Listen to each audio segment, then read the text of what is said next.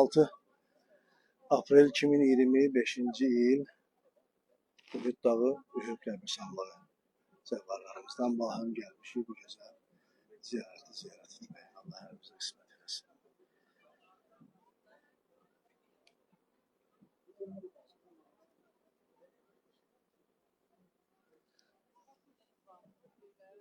Allah lütf elədi, gəldik bu məkanı da ziyarət eləyirik inşallah. Allah Həzrəti Peyğəmbərin və onun ailəsinin, əhl-i beytinin razılığını bizim üzerimizdən ayrı salmasın inşallah.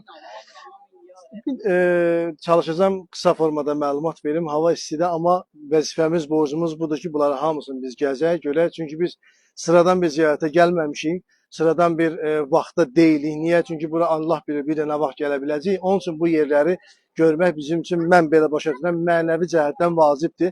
Ona görə səbrimizi sıxacağıq, tez gedib, tez gələcəyik və hər birimizdə, belə deyək də, o qaydanı gözləyək ki, bir əziyyət eləməyək ki, hava istidir, həm hamısını görək, həm də əziyyət çəkməyək. Ona görə də inşallah diqqət edək. Bu yer Uhud dağıdır, Uhud ərazisidir. Gördüyünüz bu dağ, bu təpəcik, o dağlar Uhud dağlarıdır. Bu dağlar Uhud dağlarıdır. Bilirsiniz də, yəqin ki, filmdə də baxmışsınız, tarixdə də oxumuşsunuz ki, Həzrəti Peyğəmbər əleyhissalam, səhv eləməsin, yadımda qalan hicrətin 2-ci ilində Əbu Süfyan ordusu Məkkədən böyük bir ordu ilə Mədiniyə tərəf gəlir. Həzrəti Peyğəmbər taktika işlədir, döyüş taktikası işlədir ki, deməli, oxçuları çıxardı təpənin yüksəkliyinə, oxçular, yəqin Çağrı filmində də görmüşsünüz. Oxçuları çıxardı təpəliyin yüksəkliyinə, orada nizəçiləri aşağıda, atlıları isə arxa tərəfdə, bax burada arxa tərəfdə pusku qurmağa əmr eləyir. Mənim əmrim gəlmədən o həmən postu tərk etməyin. İslamın yeganə döyüşüdür ki, Uhud döyüşüdür ki, həm məğlub olur, həm qalib olur, həm məğlub olur. Yəni yeganə bir döyüşdür. Döyüşün əvvəlində qalib olurlar, döyüşün sonunda məğlub olur İslam ordusu. O necə olur?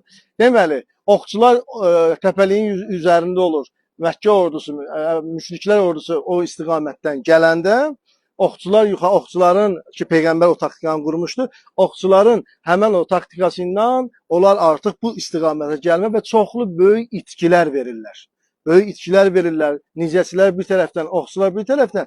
Bunlar çox itki verdiklərinə görə qayıdırlar geri, məğlub olurlar.